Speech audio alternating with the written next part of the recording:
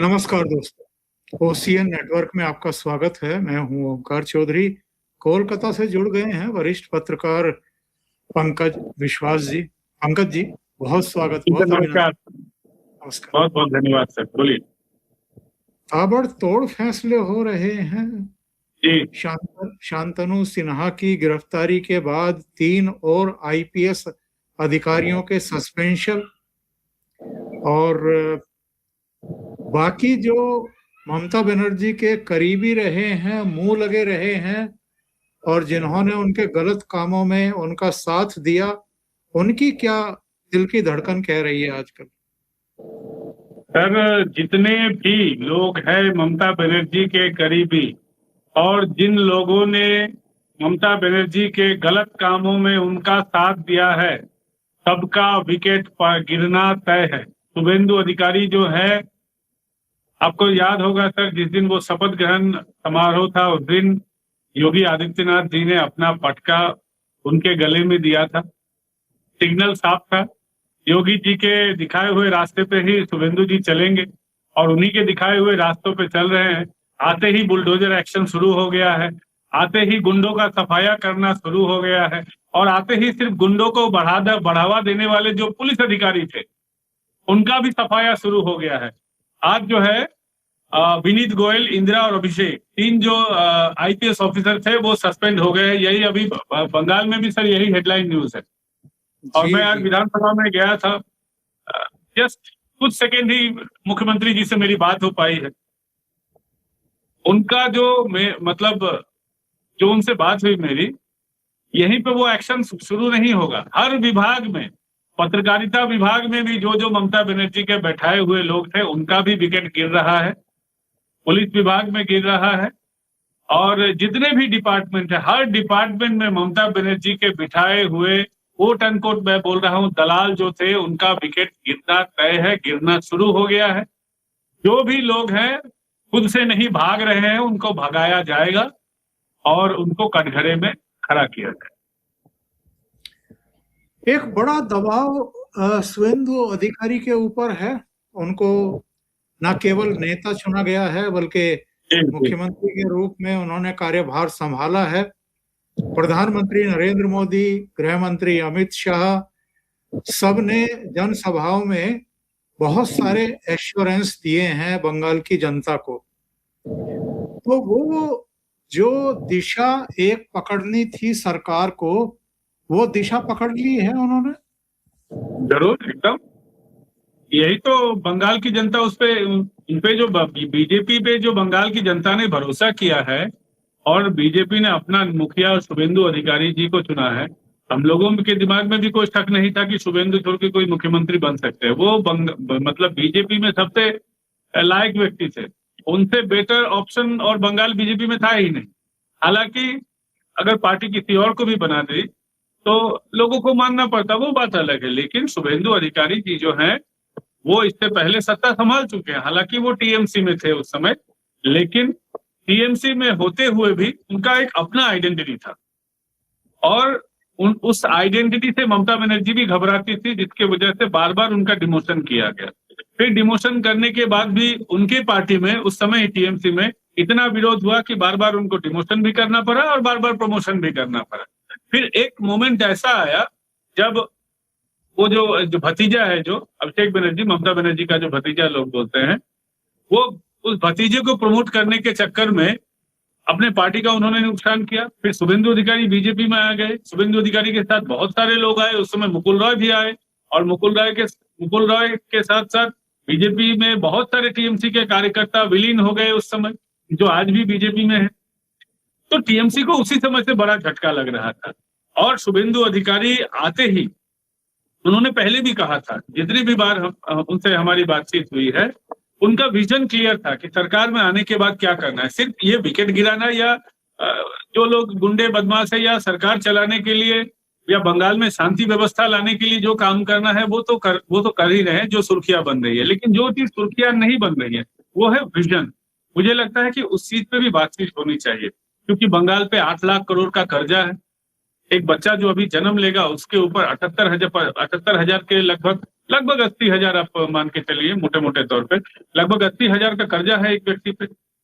और बंगाल अभी पूरी तरीके से एक परचेज स्टेट बन गया है, इसको आगे ले जाना है डेवलपमेंट का। उनका उसके लिए भी विजन क्लियर है कि किस किस डिपार्टमेंट में कैसे कैसे काम करना है, कहाँ कहाँ से गवर्नमेंट को आमदनी हो सकता है जो ममता बनर्जी कर नहीं पाई है। जैसे कि मैं आपको ओपनली उनसे जो बात हुई है मेरी थोड़ी सी, वो आपको बताता हूँ। बंगाल जी में बहुत सारी जगह पे गैस के खदान है, एक है अशोकनगर में, और कोयले की भी बहुत जगह खदान है जहां से इलीगल माइनिंग होता है, लेकिन लीगल तरीके से नहीं होता है। अगर ये इलीगल माइनिंग को बंद कर दिया जाए, माइनिंग अगर लीगल तरीके से हो, बंगाल में जो पेट्रोल का जो यहाँ पे भंडार है, नेचुरल गैसेस का भंडार है, कोयले का भंडार है, और भी बहुत सारे प्राकृतिक संसाधनों का जो भंडार है, अगर उसी को एक्सट्रैक्ट किया जाए, वहां से सरकार को एक बड़ा रेवेन्यू हो सकता है, इकोनॉमी भी जनरेट होगा, सरकार को रेवेन्यू भी आएगा, और भी बहुत इस तरीके से है।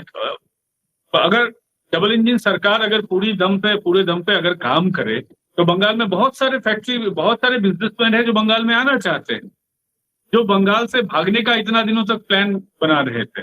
तो उन लोगों को अगर वापस लाया जाए, जो लोग चले गए हैं, जिनका अभी भी कुछ न कुछ कनेक्शन है यहाँ के सरकार के साथ, तो उनको अगर वापस में लाया जाए तो 3-4 साल में ही बंगाल का हुलिया सुधारा जा सकता है। बंगाल में जूट अभी भी उत्पादन होता है, लेकिन उस जूट की जो फैक्ट्रीज है, जूट को ट्रीट करने के लिए, वो फैक्ट्री धीरे धीरे बंद हो चुका है। अब तो कुछ ही फैक्ट्रीज बचा है। अगर उन फैक्ट्रीज को अगर रिवाइव किया जाए तो बंगाल की इकोनॉमी को सुधारा जा सकता है। इस तरीके से हजारों प्लानिंग है सरकार के दिमाग में, शुभेंदु अधिकारी जी के दिमाग में, जो अगर अप्लाई किया जाए तो बंगाल का हालत बहुत जल्दी सुधर जाएगा। तो मुझे लगता है कि इन सारे विषयों पर भी बात होनी चाहिए, और बाकी जो सुर्खियां हैं उस पर तो विचार विमर्श होगा ही। सपोर्ट सिस्टम जो था ममता बनर्जी का, उसको खत्म किया जा रहा है धीरे धीरे। जैसे जो अवैध टोल नाके लगवाए थे अभिषेक बनर्जी ने या टीएमसी के कैडर को सौंपे गए थे, उनको बंद करने के आदेश हो चुके हैं।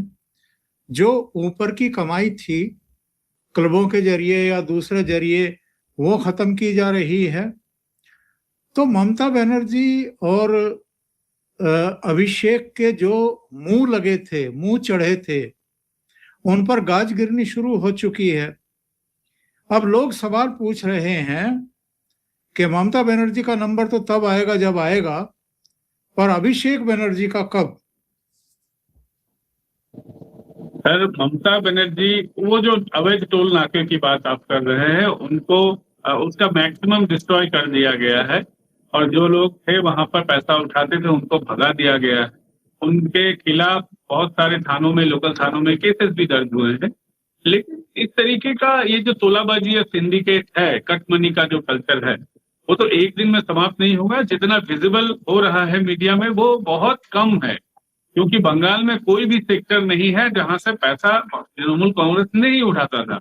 आप देख लीजिए कि जो यहाँ का इमारत का जो धंधा है, मतलब यहाँ का जो कंस्ट्रक्शन जो बिजनेस है, कंस्ट्रक्शन बिजनेस में पूरा ही टीएमसी वहां से पैसा उठाता है। एकदम प्लान सैंक्शन करने के वक्त आपको पता होगा सर कि यहाँ पे बिल्डिंग बनाने से पहले लोकल काउंसिलर को सिग्नेचर करना पड़ता है प्लान पे, वहां से वो लोग पैसा उठाते हैं। जब बिल्डिंग बनता है वहां माल सप्लाई करके पैसा उठाते हैं। फिर उसके बाद भी बिल्डिंग बन जाने के बाद ये बंगाल का कल्चर है कि हर एक आपके बिल्डिंग में एक कम से कम 2 BHK फ्लैट देना ही पड़ेगा आपको लोकल काउंसिलर पे।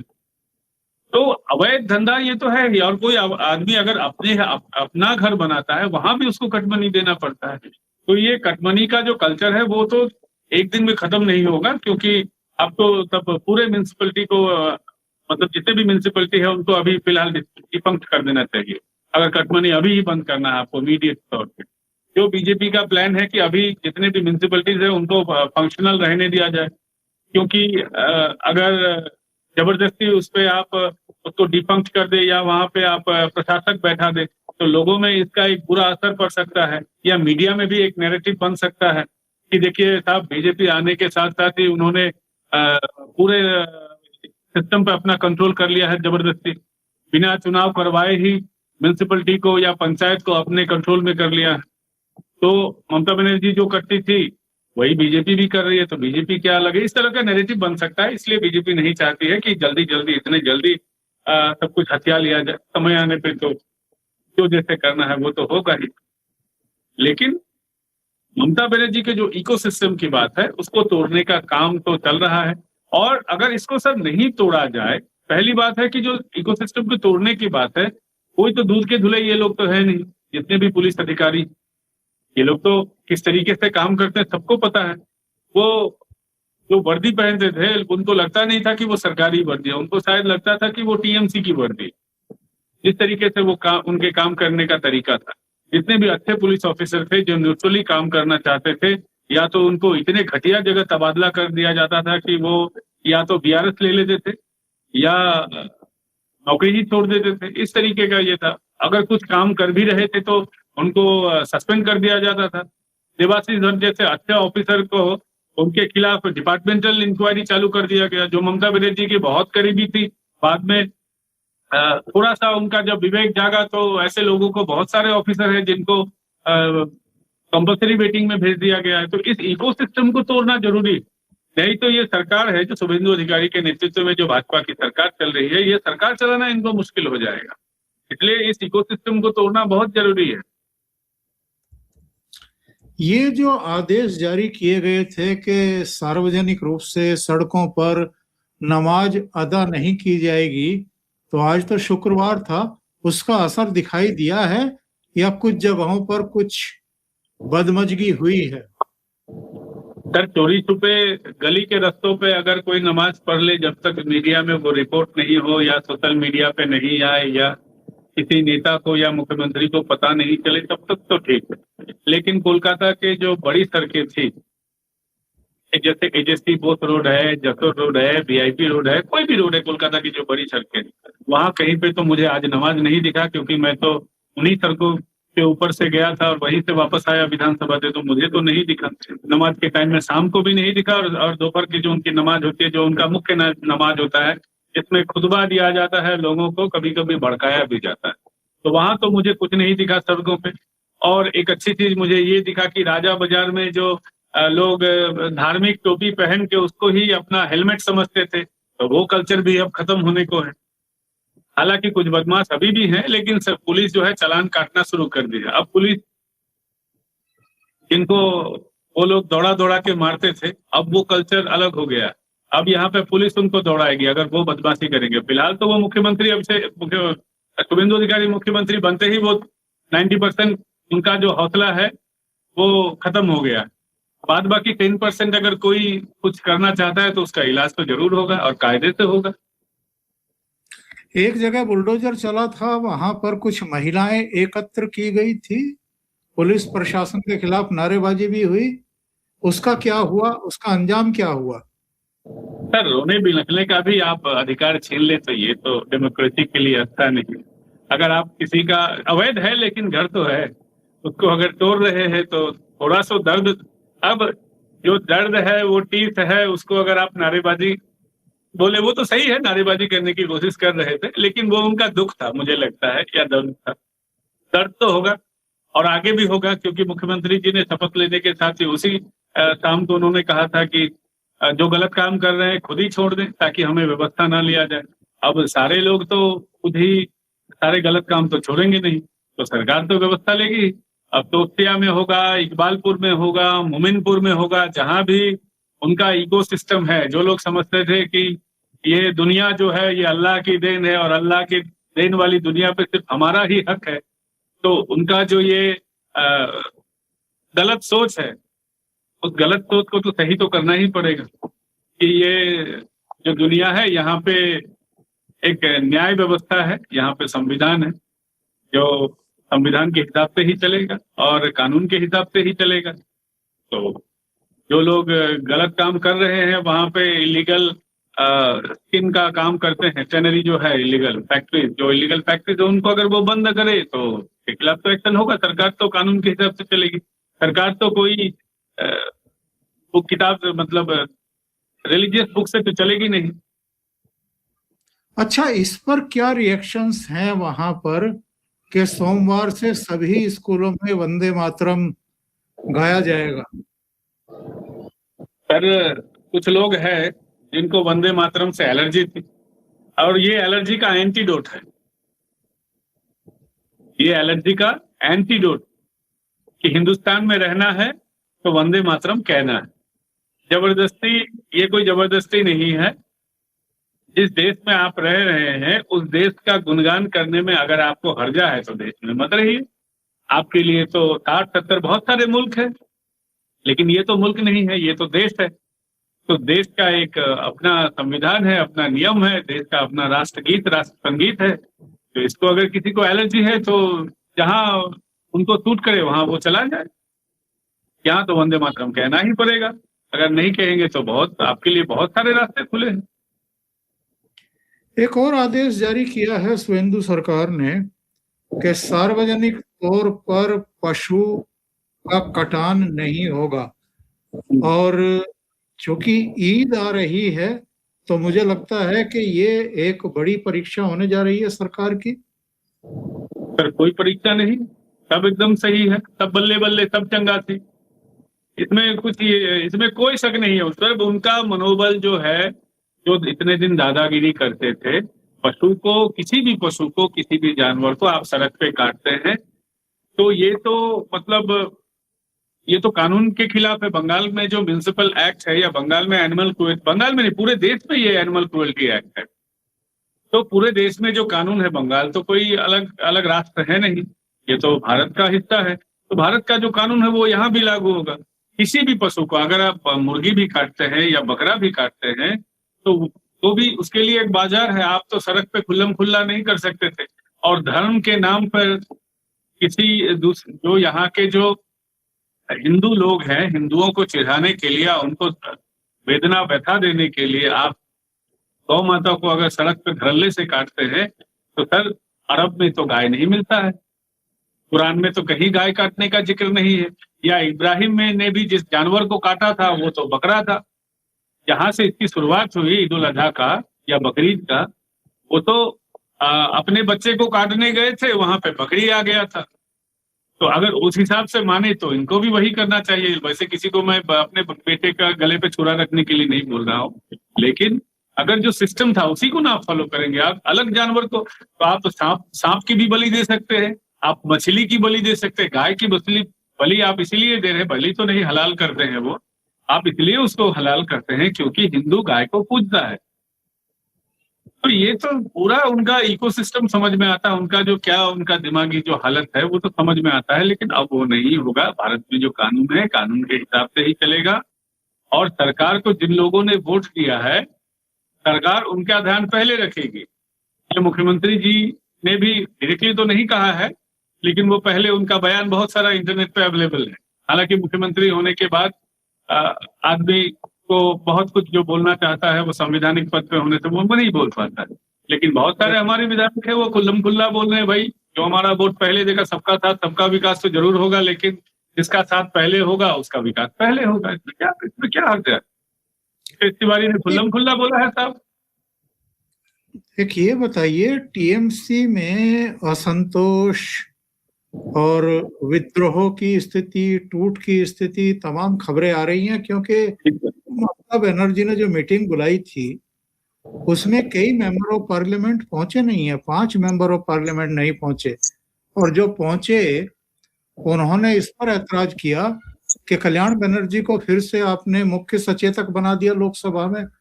तो महुआ मोइत्रा से लेकर के कई महिला सांसद ऐसी हैं जो कल्याण बनर्जी से की लीडरशिप को एक्सेप्ट करने को तैयार नहीं है। कुछ एमएलए की मीटिंग बुलाई थी, उसमें भी बताते हैं कि 20-25 एमएलए नहीं पहुंचे हैं। चल क्या रहा है? चल तो बहुत बुरा रहा है टीएमसी के अंदर में। मैं जिस दिन का आप वाकया की बात कर रहे हैं, जिस दिन एमएलए को बुलाया गया था, मैं भी ममता बनर्जी के घर के बाहर था। हालांकि मैं तो गया था, ममता बनर्जी ने कहा था कि चुनाव के बाद वो जो बीजेपी को सपोर्ट करते हैं या उनके पक्ष में जो नहीं है, उनको वो लड्डू खिलाएंगे। नारियल नारियल का एक लड्डू बनता है बंगाल में, जो पूजा के बाद खिलाया जाता है। तो मैं खाने क्यों गया था कि दीदी देखे, दीदी हमें अगर नाड़ू खिलाएगी कि नहीं। हालांकि दीदी तो घर से निकली नहीं, सुबह के अपने घर में बैठी हुई। तो उस दिन जितने भी विधायकों को बुलाया गया था उसमें करीब 15-20 विधायक नहीं आए, अनुपस्थित। और उस दिन एक बहुत महत्वपूर्ण घटना अंदर में हुआ था, लेकिन जितने भी चप्पल चाटने वाला मीडिया है, छोटी चाटा मीडिया, उन्होंने ये खबर को दबा लिया, क्योंकि ममता बनर्जी का बीट अभी भी उनके ही पुरगे लोग जो है या उनके पक्ष के जो लोग हैं, ममता बनर्जी का जो अपना मीडिया का जो उनका जो फौज है वो उनको खबर करते हैं, तो उन्होंने एक खबर को दबा दिया था। मैं वो आपको आपके दर्शकों को बताना चाहता हूँ कि उस दिन ममता बनर्जी ने कहा था अभिषेक बनर्जी ने इस चुनाव में बहुत अच्छा काम है, चलिए उनको उठ के एक स्टैंडिंग ओवेशन दीजिए। तो पीछे से एक विधायक ने माँ बहन की गाली दी, बाद में उसको म्यूट करना पड़ा। उस वीडियो को ममता बनर्जी ने अपने फेसबुक के हैंडल से भी डिलीट कर दिया था। मैं इस काम को समर्थन नहीं करता हूँ, मैं नहीं बोल रहा हूँ कि जिसने वो गाली दी वो अच्छा काम किया, लेकिन उनका गुस्सा झलक रहा है कि जो अभिषेक बनर्जी सिर्फ चोरी चकारी करता था, सिर्फ पैसा उठाता था, एक इकोसिस्टम उसने पार्टी के अंदर और सरकार के अंदर इस तरीके से डेवलप किया था कि सिर्फ पैसा उठाना ही उनका काम था। जो राजनीति का कुछ समझ उसको है नहीं, एक कॉर्पोरेट सिस्टम बना के सिर्फ पैसा उठाने का काम करता था, उसको स्टैंडिंग ओवेशन देना पड़ेगा दल के विधायकों को जो जीत के आए, और इस प्रचंड बीजेपी के प्रचंड लहर के बीच जो जीत के आए। बिल्कुल। तो गुस्सा तो तब से ही है, गुस्सा तो शुरू से है, जब से अभिषेक बनर्जी को धीरे धीरे प्रमोट करने जब किया जाने लगा। आज जो लोग बीजेपी में शामिल है, वो लोग जो कभी टीएमसी में हुआ करते थे, उनका भी तो गुस्सा एक ही पॉइंट पे है, जो पार्टी करे हम, मार खाए हम, लोगों का गुस्सा बर्दाश्त करें हम, 24/7 जनता को सेवा दें हम, लेकिन क्रेडिट सब खा जाए ममता का भतीजा। तो इसी वजह से सजल घोष ने टीएमसी छोड़ा, इसी वजह से मुकुल रॉय ने टीएमसी छोड़ा, इसी वजह से शुभेंदु अधिकारी ने टीएमसी छोड़ा, इसी वजह से तापस रॉय और ऐसे सैकड़ों लोगों ने, टीएमसी के वरिष्ठ जो नेता है उन लोगों ने टीएमसी को छोड़ा। वजह सिर्फ एक ही था, भतीजा। इस भतीजे को बचाने के चक्कर में ममता बनर्जी का लुटिया डूब गया, आज पॉलिटिकल करियर समाप्त हो गया है। ममता बनर्जी की ये हालत है कि वो ना लीडर ऑफ अपोजिशन है, ना वो संसद में है, आज कुछ उनका हैसियत नहीं बचा है। अगर कल ममता बनर्जी किसी को हटा के अगर राज्यसभा में भी चली जाए तो भी उनको संसद में सम्मान नहीं मिलेगा। ममता बनर्जी कोलकाता के सड़कों पे जब निकलती है उनको चोर चोर सुनना पड़ता है। कल तो हाई कोर्ट में भी चोर चोर सुनने को मिला। और साधारण लोगों ने नहीं, वहां जो लोग प्रैक्टिस करते हैं वकील, उन लोगों ने चोर चोर का नारा दिया है। साधारण लोगों ने तो दिया ही हो, जनता तो भीड़ में चिल्लाएगी, लेकिन हाई कोर्ट में प्रैक्टिस करने वाले वकीलों ने उनको चोर चोर स्लोगन दिया। आप सोचिए सर, बंगाल में तो बहुत बड़े बड़े नेता हैं जो बाद में जिनके दामन पे बहुत सारे दाग लगे, जैसे ज्योति बसु है, जिनके समय काल में बंगाल में सबसे ज्यादा बंगाल को क्षति हुआ, बंगाल का बिजनेस पूरा डूब गया ज्योति बसु के टाइम में। इनको कभी चोर चोर नहीं सुनना पड़ा। नंदीग्राम निताई जैसा हत्याकांड हुआ बुद्धदेव भट्टाचार्य के टाइम पे, माओवादी यहाँ पे उनका माओवादी समस्या अराइज हुआ उनके टाइम पे, उनको कभी चोर चोर नहीं सुनना पड़ा। सिद्धार्थ शंकर राय के समय में कहा जाता है कि उन्हीं के बहकावे में आकर इंदिरा गांधी ने इमरजेंसी लगाया था। सिद्धार्थ शंकर राय के बहुत बड़े डिक्टेटर टाइप के आदमी थे, उनको कभी नहीं सुनना पड़ा। और ममता बनर्जी जो कभी अपने आप को बेदाग बोलती थी, सौतोतार थी, जिनके दामन में कोई दाग ही नहीं है, जो अपने आप को अग्नि कन्या बताती थी, फायर ब्रांड लेडी, आज उनको चोर चोर सुनना पड़ रहा है। लोग अगर अभी भी तो अभी वो तो पार्टी के लोगों के घेरे में घूमती है, अगर अकेले घूमेंगे तो लोग थूकने लगेंगे उन्हें, इतना गुस्सा है लोगों के अंदर। पंकज जी, चलते चलते जरा इस पर भी चर्चा कर लें। ये जो वकील का चोंगा पहन करके हाई कोर्ट पहुंच गई थी, ये तो भारी पड़ने वाला है, क्योंकि बार काउंसिल ऑफ इंडिया ने पश्चिम बंगाल राज्य बार काउंसिल को एक चिट्ठी लिखी है और इसमें कुछ सवालों के जवाब मांगे हैं 2 दिन के भीतर। उन्होंने पूछा है कि क्या ये प्रैक्टिशनर हैं, क्या वकील हैं, और क्या इससे पहले वकालत करती रही हैं, इनका लाइसेंस नंबर क्या है, इनका जो परमिशन होता है वकालत करने की, उसकी परमिशन कब मिली इनको, और क्या ये बीच में अगर मुख्यमंत्री रही हैं तो इन्होंने बार काउंसिल को क्या कोई चिट्ठी लिखी थी, अनुमति मांगी थी कि मैं 15 साल तक वकालत नहीं करूंगी? ये सारी डिटेल इनकी मांग ली है। और जो बार काउंसिल ऑफ इंडिया के इस समय अध्यक्ष हैं, उन्होंने कहा कि ये इंक्वायरी इसलिए बहुत जरूरी है कि आजकल बहुत सारे फेक लोग वकील बनकर के अदालतों में इस तरीके से जाने की कोशिश करते रहे हैं। तो मुझे लगता है कि, और कानूनी कार्रवाई के लिए भी कहा है उन्होंने, कि अगर ये फेक तरीके से वहां गई हैं, इनके पास कोई उस चीज की परमिशन नहीं है और ये वकालत नहीं करती रही हैं, तो हम इनके खिलाफ कानूनी कार्रवाई करेंगे। सर, बहुत सारे ममता बनर्जी के पार्टी में बहुत सारे ऐसे लोग हैं। ममता बनर्जी तो वो तो हैं ही। इसके अलावा मैं आपको नाम बताता हूँ, चंद्रिमा भट्टाचार्य। ममता बनर्जी की सरकार में वो अर्थ मंत्री और स्वास्थ्य प्रतिमंत्री रह चुकी हैं।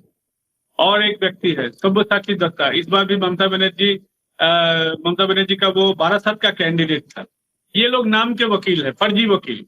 इन्होंने अलग अलग जगह मतलब लेफ्ट के जमाने में उन्होंने डिग्री हासिल की गैर कानूनी तरीके से। ममता बनर्जी का आपको वीडियो मिल जाएगा ऑनलाइन में अवेलेबल, कि उन्होंने एक साथ 3 डिग्री किया।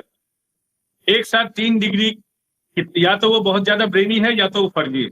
और मुझे लगता है कि वो सेकंड जो है उन पे सुटेबल बैठता है, क्योंकि एक साथ उन्होंने ग्रेजुएशन की डिग्री की थी, उसी के साथ LLB की डिग्री की थी, और एक डिग्री वो मुझे याद नहीं आ रहा है। उन्होंने खुद कहा है कि मैंने 3 डिग्री एक साथ मैंने हासिल किया। और सबसे बड़ी बात है कि अगर कोई वकील अगर मुख्यमंत्री बनता है या किसी जिम्मेदार पद पे रहता है, तो उसको अपना लाइसेंस सस्पेंड रखना पड़ेगा, फिर उसको रिटेन करना पड़ेगा। जैसे कि मान लीजिए अगर कोई वकील जज भी बनता है, तो जज बनते वक्त उसको अपना लाइसेंस सस्पेंड करना पड़ता है, बाद में उसको अप्लाई करके उसको रिटेन करना पड़ता है। ममता बनर्जी ने कभी ऐसा नहीं किया। जब वो रेल मंत्री थी तब भी उन्होंने लाइसेंस सस्पेंड नहीं करवाया। जब वो मुख्यमंत्री बनी, 3 बार की मुख्यमंत्री बनी, फिर भी उनका लाइसेंस था। चंद्रिमा भट्टाचार्य के पास भी था और उस सब्यसाची के भी पास था। और बहुत सारे ऐसे लोग हैं जो एक्चुअली वकील नहीं थे, सिर्फ वकालत का ढोंग अलापते थे, जो ढोंगी वकील है। तो इन सब का जो है लाइसेंस रद्द होना चाहिए, इन पे कार्रवाई होनी चाहिए।